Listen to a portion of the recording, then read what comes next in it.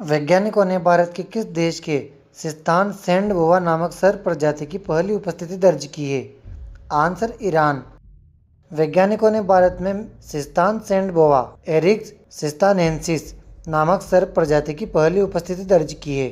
प्रदेश के बीकानेर, चूरू और सीकर क्षेत्र में यह सांप देखा गया है। इससे पहले 1991 में व्हीटेकर बोआ को भारत की सूची में जोड़ा गया था, यानी 35 साल बाद थार की रेत से देश को एक नया सांप दिखा है। यह प्रजाति ईरान में पाई जाती है।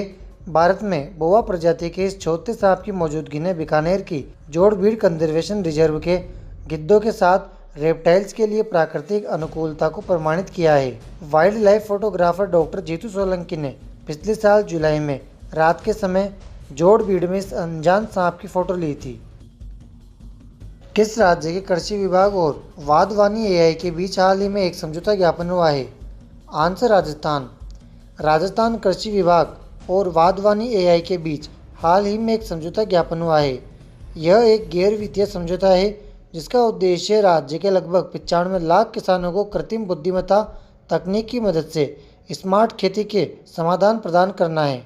वाधवानी एआई आगामी 3 वर्षों तक राज्य का मुफ्त तकनीकी भागीदार रहेगा। इससे सरकार के राजकोष पर कोई वित्तीय भार नहीं पड़ेगा। राजस्थान कृषि विभाग की स्थापना वर्ष 1949 में हुई थी और वर्ष 1952 में इस विभाग का विस्तार किया गया था। बाद में पशुपालन जैसे कुछ विभागों को इससे अलग कर दिया गया था। वर्तमान में राजस्थान के कृषि मंत्री डॉक्टर किरोड़ी लाल मीणा हैं।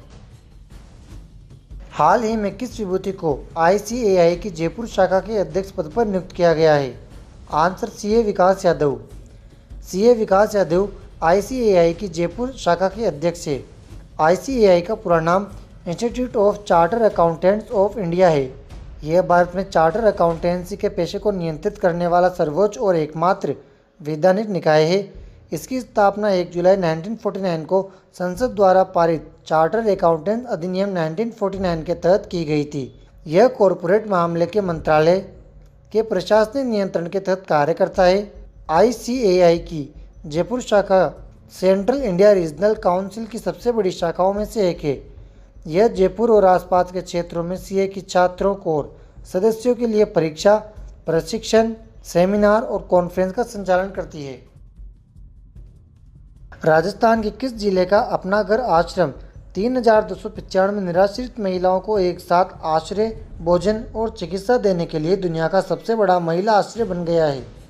आंसर भरतपुर।